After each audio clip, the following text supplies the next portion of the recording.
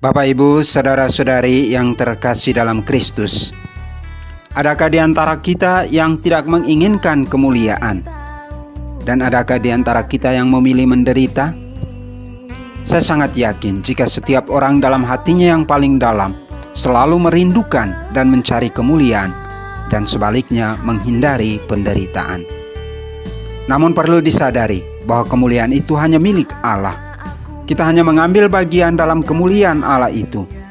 Maka pertanyaannya adalah, bagaimana agar kita dapat mendapat bagian dalam kemuliaan Allah itu? Dalam bacaan Injil, dalam doa Yesus di malam perjamuan terakhir, kita menemukan ada dua kelompok manusia yang saling bertentangan. Kelompok pertama, yaitu mereka yang telah diberikan Bapa kepada Yesus, yang percaya pada Bapa dan percaya pada Yesus sebagai putra dan utusan Allah, dan yang mengikuti firman Allah yang disampaikan oleh Yesus.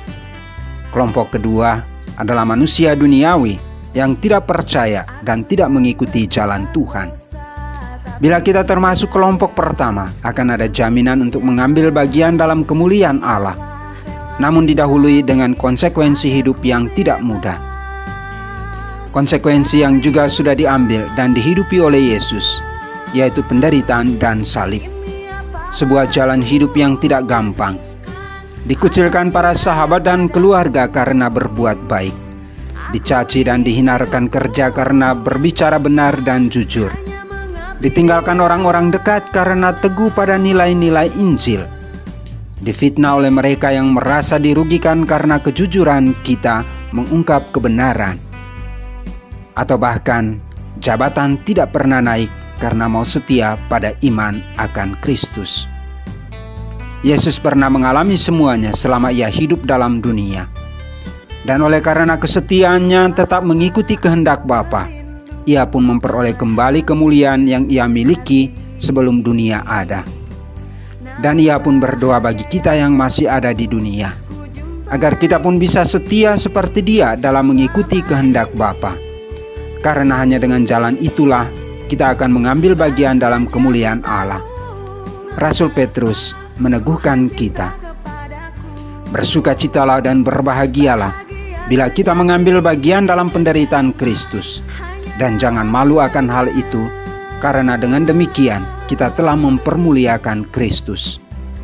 Dengan mengambil bagian dalam penderitaan Kristus, kita pun akan memperoleh bagian dalam kemuliaannya. Tantangan kini ada pada diri kita sendiri. Maukah kita untuk setia mengikuti Yesus walau akan melewati tantangan berat? Atau kita memilih menjadi kelompok kedua, yaitu manusia duniawi, hidup suka-suka gue, hidup enak dan menyenangkan di dunia, tidak mau mengikuti jalan dan firman Tuhan?